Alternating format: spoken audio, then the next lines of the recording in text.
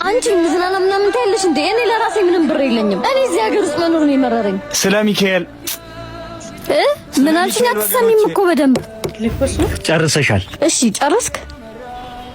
በቃ እሺ እናቴ፣ አንቺ ምን አለብሽ? እሺ እባካችሁ ና አባ፣ ስለ ሚካኤል ና። እሺ ና እንዴ አንተ ልጅ ግን አብዳል። ምን ነው? አንተ እኮ ተጎድተህ ለራስህ በግሉኮስ ያለክ ሰው ነህ። እንዴት ያለህን አንሳ ብር አውጥተህ ትሰጣለህ? እህቴ አካሌን ግሉኮስ ሊያቆማት ይችላል፣ ነፍሴን ግን ሚካኤል ነው ያቆማት። ምን? ከ2 ዓመት በፊት እዚህ መንገድ ላይ በህመም ወድቄ ልሞት ስል አምቡላንስ ጠርተው ሙሉ በሙሉ የሕክምና ወጪን የሸፈኑልኝ እንደዚህ ሰው አድርጎ ያቆሙኝ የቅዱስ ሚካኤል አባቶች ናቸው።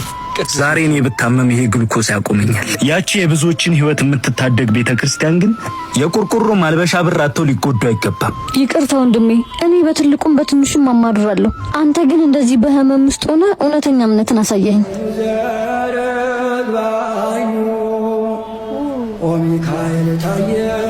እሺ ቅዱስ ሚካኤል ይስጥልን።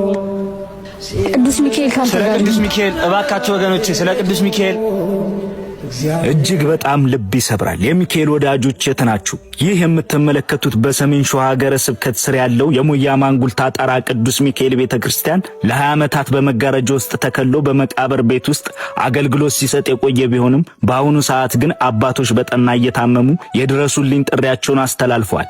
የቅዱስ ሚካኤል ወዳጆች የት አላችሁ? እጃችሁን ዘርጉልን እያሉ እየተማጸኑ ይገኛሉ። 10 በሬውን በእኔ ሰርግ ቀን ሁሉም ሰው እስከ አፍንጫው እንዲበላ ነው የምፈልገው።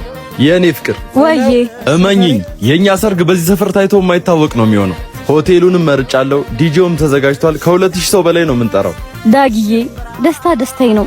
ነገር ግን አንድ ጥያቄ ልጠይቅህ። መብትሽ ነው፣ ጠይቅኝ የኔ ፍቅር። ለሰርጋችን ጠርተናቸው የሚበሉትን፣ የሚጠጡትን፣ የሚጨፍሩትን አስባቸው።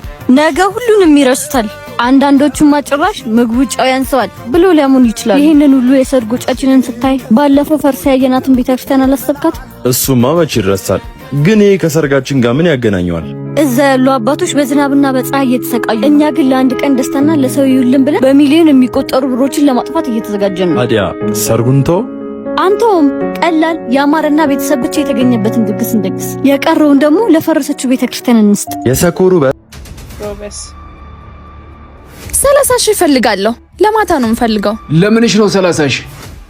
የወደድኩት ቀሚስ አለ፣ እሱን መግዛት አለብኝ። ትናንት እኮ ነው ብዙ ቀሚስ የገዛውልሽ። ቀሚስ ነው የምታወሪው? መጀመሪያ የገዛውልሽን በስነ ስርዓት ተጠቀሚሽ። እነሱ ልብሶች አልለብሳቸውም፣ አስጠሉኝ። አሁን ብሩን ስጠኝ ተለበል። ምንድን ነው ያልሽው? ምን ያክል ብር እንዳወጣውባቸው ታውቂያለሽ?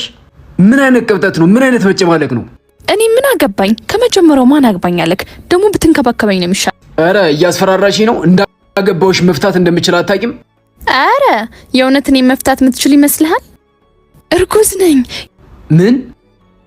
የወንድ ልጅ አባት ላረግህ ነው። ደግሞ አምሮኝ ነው ግዛልኝ አልኩ። የወንድ ልጅ አባት ልታረግኝ? 30 ሺህ።